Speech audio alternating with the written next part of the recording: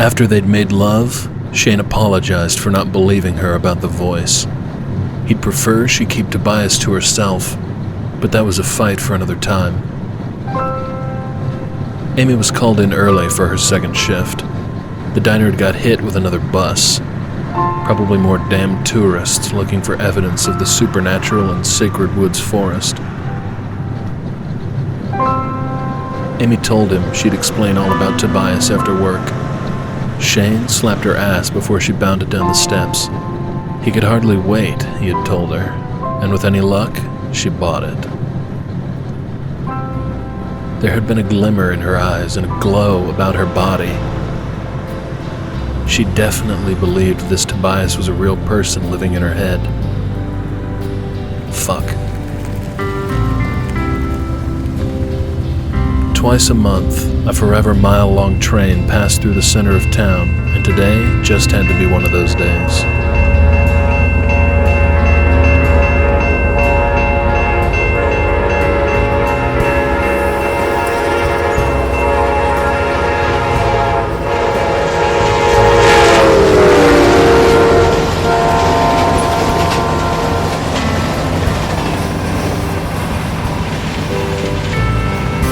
He'd told Birch he'd meet him around 3:30 for a bike ride, and he was already cutting it close at 2:45.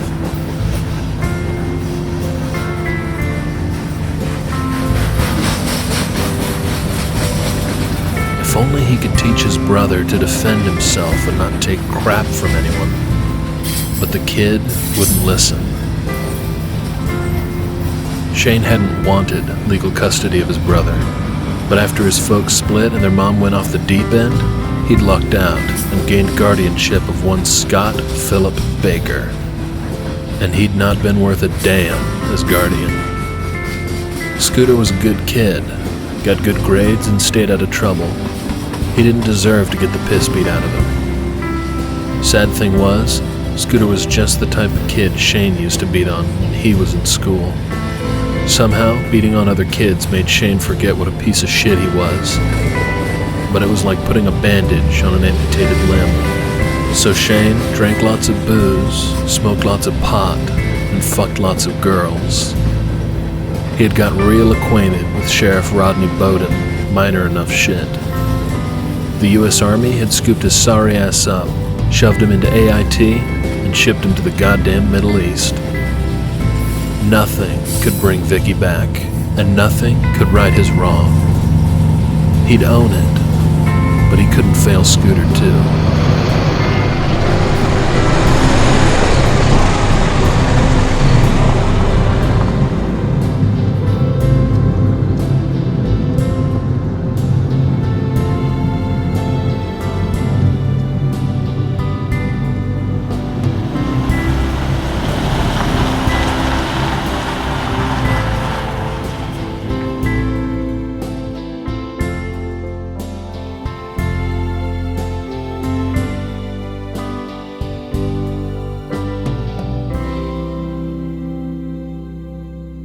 Three students stood on the grass under the shade of an oak tree, waiting for their rides.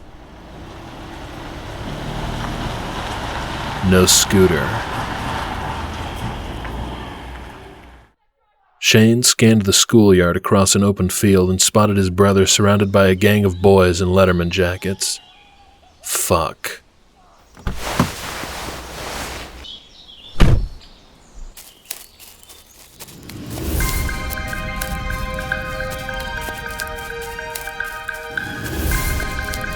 He jumped a chain link fence,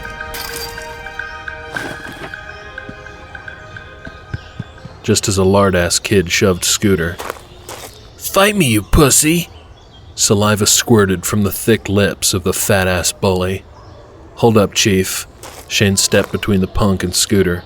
"You kids scram. Get the fuck out of here."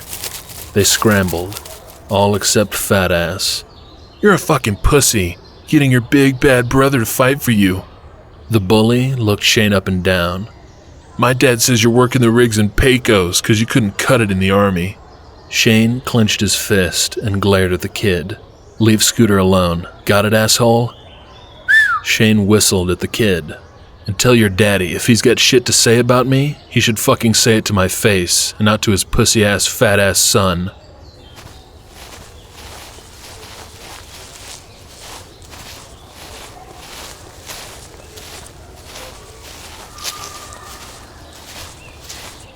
Shane clapped Scooter on the back. For a genius, you sure are, dumb fuck. Why would you take on all of them? Those guys would have kicked your ass inside out. They told me to meet them and I had to show. I mean, I really had to show. They're just losers who won't make it into Ivy League schools. But I had to show them I wasn't afraid. Well, champ, in your case, looking like a pussy is better than being a bloody smear on the field. Come on, Schwarzenegger, let's go home. Another kid sprinted across the field. He wore a black t-shirt, baggy black pants, and his hair was gelled into spikes. Now who's this ass clown? Do I have to whoop his ass? That's Zach. I'll take that as a yes. No! At least 100 degrees outside, Shane guessed. And not a drop of sweat anywhere on the kid's body. He breathed naturally, as if he'd just taken a leisurely stroll. Weird. Shane had met Zach for the first time at Scooter's 6th birthday party. He'd thought Zach was an odd one way back then. But now the kid was just plain freaky. Sometimes he sent chills down Shane's spine, a feat not many people in this world could accomplish. Sorry I'm late. Got held up in detention. It's alright. Zach looked Shane over. Shane looked Zach over.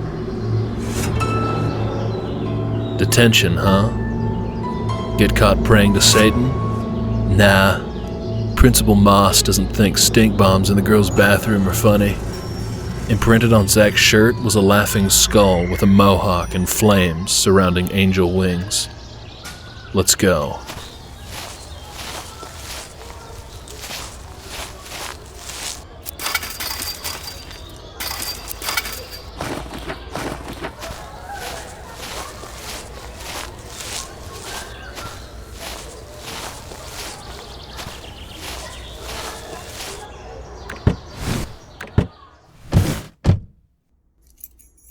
He watched Zach leaning against the fence, staring up at the sun.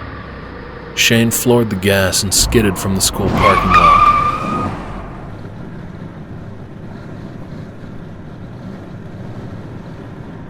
I can't believe you're still friends with that freak. No wonder the football team wants to kick your ass. Looks like one of those Cure freaks. Cure?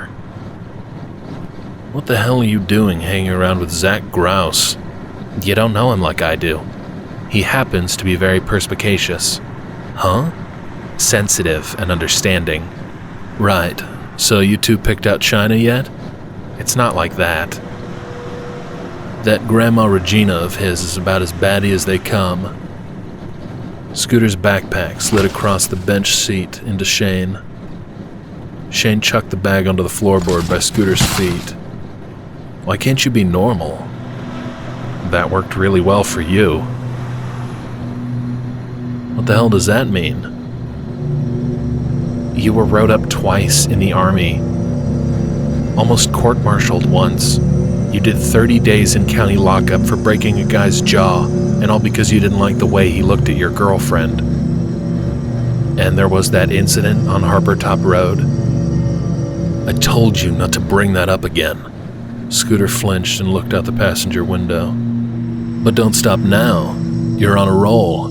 Fine. Scooter snapped his gaze at Shane. For a living, you mine a flammable liquid, a crude substance made out of liquid organic compounds that has lain dormant and undisturbed, waiting for somebody like you to unearth it so a far more intelligent man wearing a suit in a Houston or Tulsa high-rise can make a few billion, and while he's at it, contribute to the destruction of our planet. But hey, Scooter threw up his hands and slapped his thighs. You were a football star in high school and slept with most of the women in this crappy town, so that's gotta count for something. I sure wish I could be normal, just like you.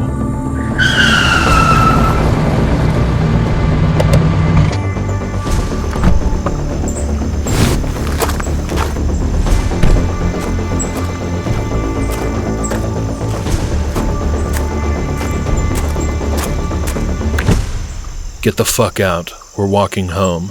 It's like 10 miles. Doing our part to save the planet. I did 20-mile hikes in the army on a diet of eggs and orange juice. Let's see how far you make it, champ.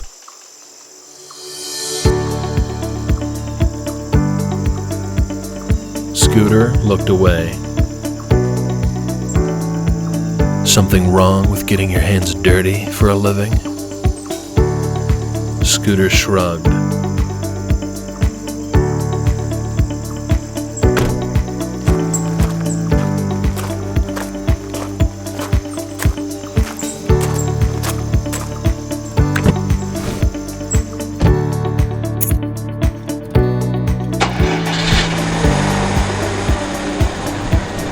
Shifting to gear, the jalopy heaved before continuing down the remote country road.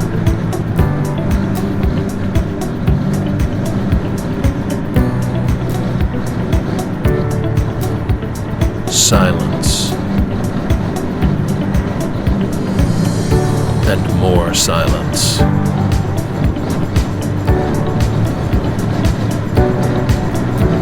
Shane. Yeah, I'm sorry. You finally stood up to me, and now you're going to ruin the moment by apologizing? Shane shimmied the truck into third gear. But I didn't mean what I said. Yeah, you did. It's alright. I like my life, especially since I got engaged. To Amy? Yeah, genius. Who else?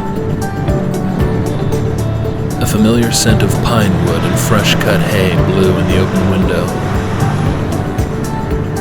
No better place to live, Shane thought, as he veered into his dirt driveway and shifted to park. A crazed fiancé who might end up in the asylum before their honeymoon. A geeky kid brother who he had nothing in common with. A 12-year-old motorcycle that was in the shop more hours than it had ran. And an old trailer set on the edge of a haunted forest. All part of his American dream. I'm in love with your fiancé. I know. Get some boxing gloves on, then meet me in the backyard under that big weeping willow. Gonna teach you how to deliver a good old-fashioned ass-kicking.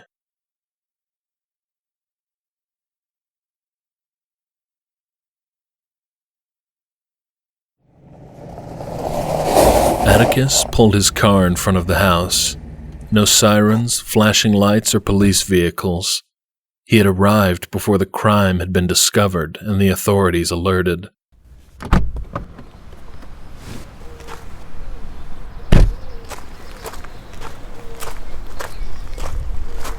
He crossed the porch and approached the hole where the front door should be. Long claw marks scarred both sides of the door frame. Outside the side of the home, a click resounded, followed by a faint hum. Maybe the air conditioner. Atticus had read about such contraptions in his contemporary studies class. Modern-day America was consumed with technology that offered comfort and eased the difficulty of everyday living. Microwaves, automated washing machines for clothing and dishes, and contraptions that cooled and heated homes. He glanced at his energy-efficient, state-of-the-art vehicle with the seat warmer embedded in the bucket seats. Mentally, he added automobiles to the list of modern-day comforts. Sword drawn, Atticus stepped through the threshold of the home. Blood spatter decked the walls and ceiling, and more collected on the floor in puddles and smears. Written on one of the yellow pastel walls in dried blood was "Die, Beloved, Die." Female body parts are strewn across the living room in a similar fashion as the man's body from the last crime scene. A ripped torso leaked guts on the blue carpet. A severed leg rotted in the corner, and a severed arm rotted in front of the couch. All of it putrid and stinking. In the kitchen, a woman's head gawked at him. Long, blood-stained brown hair curled around the severed neck, mouth agape. Atticus's stomach wrenched. Chunks of bile crept into his throat. The woman's head wobbled. Her mouth stretched wide open, and a thick, transparent strand emerged. A knob on the end pushed and tore its way free of the mouth, splitting the lips. Atticus lifted his sword, readying himself. A loosened worm crawled from the woman's head. The slug squirmed along the wood floor. Its body the length of the room left a trail of gray sludge. Translucent skin revealed puke-green muscles and organs. The tail, still inside the skull, surged forward. The tail whipped the decapitated head. The skull smashed into Atticus's ribs. He doubled over, and the serpentine creature rapidly scaled the wall. The tail used the head as a flail, lashing and striking at Atticus. Crouching, Atticus went prone as the head swung over him, crashing into the wall and leaving a gaping hole. Its movement stopped at eye level with Atticus. Blood dripped from the lolling head on the tip of the tail. "What fiend of the abyss are you?" Atticus asked, taking a defensive stance with his sword crossed in front of him. The eyes blinked. Bloody blue lips parted. Yogas paladinasi, singoi sis kathasas. He swung his sword, slicing the head from crown to chin. A dozen tiny tendrils at the tip of the slug's tail had been tangled into the host's brain. Only one half of the split head fell to the floor. The tail kept a tight grasp on the other half, and Atticus could clearly see the remaining brain matter. The front of the creature, hovering close to the ceiling, harpooned itself straight into Atticus's chest. The serpent's head burrowed itself below the V of his neck, digging through his leather vest and under his padding. Teeth tore at Atticus's right nipple and chest. He ground out a scream. Atticus wrapped both hands around the cold, smooth worm. He yanked the serpent from his body, but not without the creature rending flesh. He flung it to the floor, and with his boot, stomped on the slug's knob-like head. Atticus twisted his foot, crushing the skull. When he lifted his boot, the worm's skin flashed pale blue before it shot from the house. He gathered his sword and gave chase.